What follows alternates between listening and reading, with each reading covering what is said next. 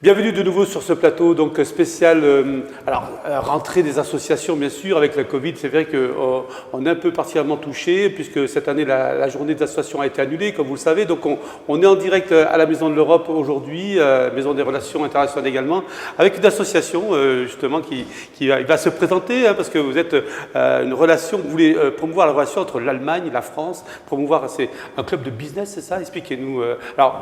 Présentez-vous. Bon, Britta Albert, donc je suis membre fondateur de Rafale, Rafale qui s'est créé en 2004. Voilà. Donc Rafale, réseau d'affaires franco-allemand. Le L, c'est pour le Languedoc. Très bien.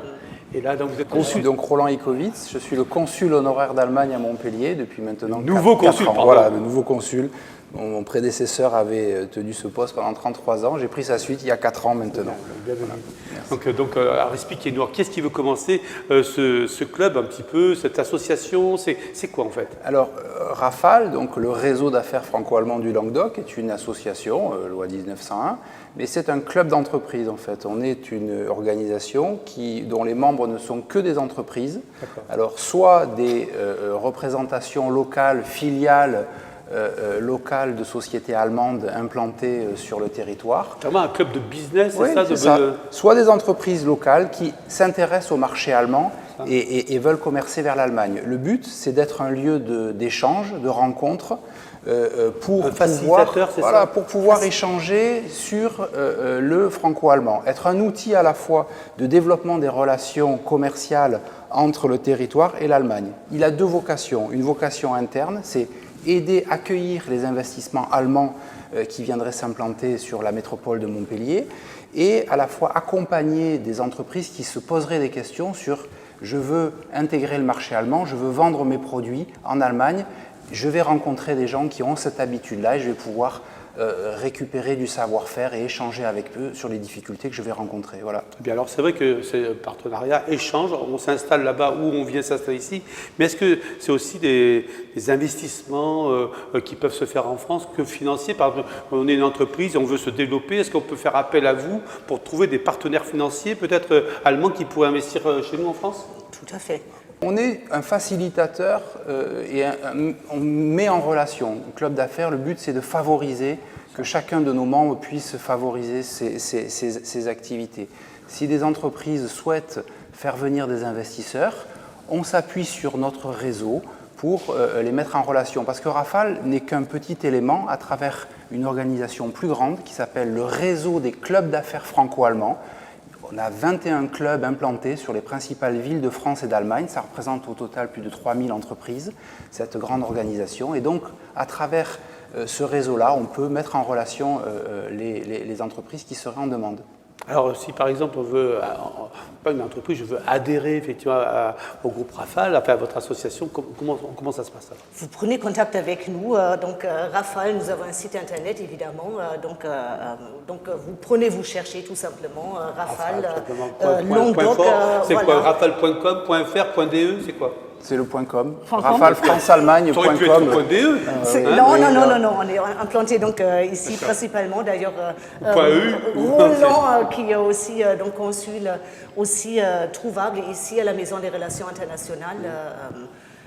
Donc vous prenez contact avec nous tout simplement. Bien. Le programme aujourd'hui, cette année, c'est quoi? C'est que vous organisez des événements, vous organisez des rencontres, vous avez un programme particulier. Expliquez-nous un petit peu. Normalement, on organise des soirées thématiques. Ils sont un peu victimes du Covid actuellement, donc, parce qu'en présentiel, on fait très peu de choses actuellement. On va faire des apéros un peu pour faire déjà connaissance de la personne, pour échanger. Et on a prévu actuellement, plutôt en novembre, une soirée thématique. On verra très bien si ça aura lieu ou pas.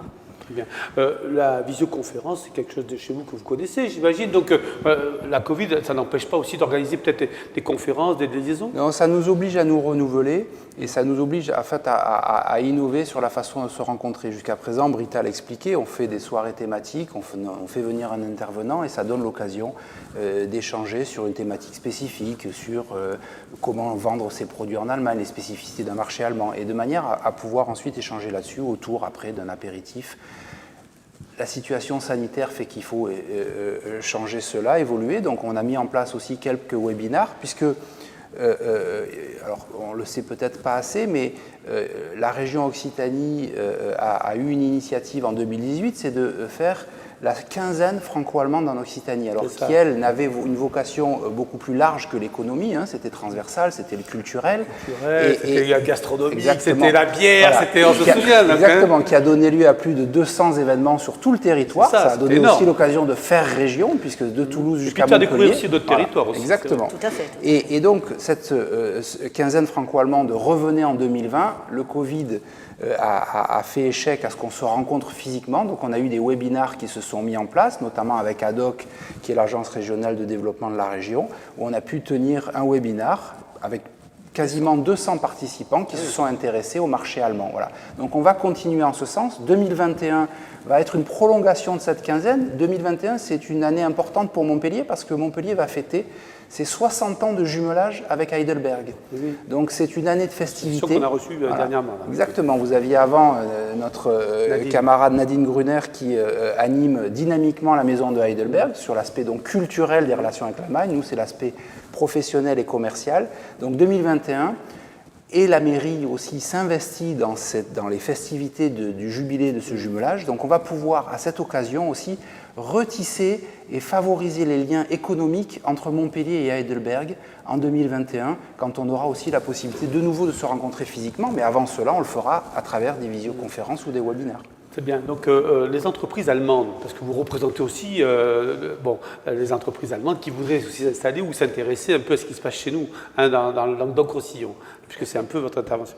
Donc, c'est quoi vous recherchez un peu tous les produits, toutes les entreprises qui ont des choses à vendre, à proposer, vous le mettez sur un catalogue, vous leur proposez en Allemagne, c'est ça un petit peu aussi? Vous aidez l'aspect commercial des choses? On aide surtout pour une entreprise qui veut s'installer ici à Montpellier, à travers d'une succursale, à travers d'une création d'entreprise. Donc ensuite, on va aider à chercher un endroit, à aider aussi sur l'aspect juridique et on va donc ensuite créer des relations entre d'autres entreprises éventuellement déjà sur place pour rouler le tapis rouge pour l'entreprise dès qu'elle arrive. Parce que, je complète ce que dit Britta, ce sont les membres qui interviennent dans chacun des domaines. Et donc, quand une entreprise souhaite venir s'implanter dans la région, elle va chercher à former en français son personnel. On les amènera vers la maison de Heidelberg qui pourra là, les router, ou les organismes de langue qui sont membres de notre entreprise chercheront un avocat pour s'implanter. Il y a un avocat qui est membre du réseau, cherchera un médecin pour se faire soigner. Un réseau, voilà, un réseau le but, c'est de favoriser. Exactement. Voilà, c'est ça. On voit de plus en plus un peu ces réseaux d'entreprises. Il y a le BI, il y a pas mal de réseaux comme ça qui essaient de se créer. Bon, vous, c'est vraiment le réseau dédié à l'Allemagne, enfin la relation franco-allemande. C'est ça, c'est notre focus, c'est effectivement les relations franco-allemandes. Vous êtes allemands tous les deux, c'est ça? Moi, je suis allemande, oui.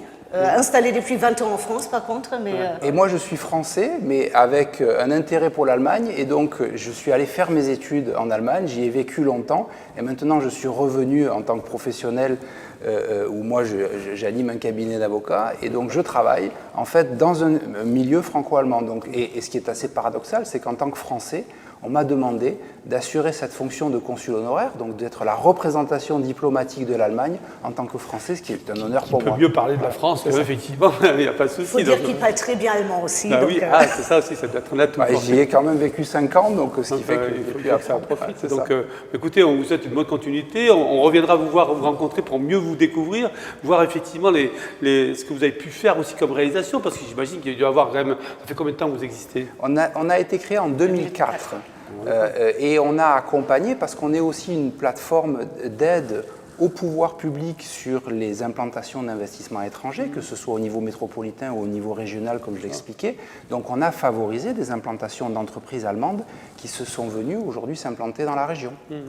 Alors c'est vrai qu'on a retrouvé juste avant vous notre réseau plutôt franco-belge qui disait mais alors, ici à Montpellier c'est super, il y a beaucoup de chômeurs, donc ça veut dire que pour s'implanter il y a une main-d'œuvre que l'on peut former facilement aux nouvelles entreprises. C'est aussi pour vous le même constat? Oui, c'est vrai, il y a effectivement, et ça attire certaines entreprises, cette disponibilité aussi de forces vives pour venir s'implanter. Alors il y a aussi beaucoup d'autres attraits et qui sont mis en avant. Il y a du foncier, il y a du climat aussi. Ah oui, le climat qui revient souvent, 300 jours de soleil ici ça, quand même, c'est unique. ça. C'est bien. Bah, écoutez, merci pour cet entretien et puis à très bientôt. Merci. Merci. Au revoir. Au revoir.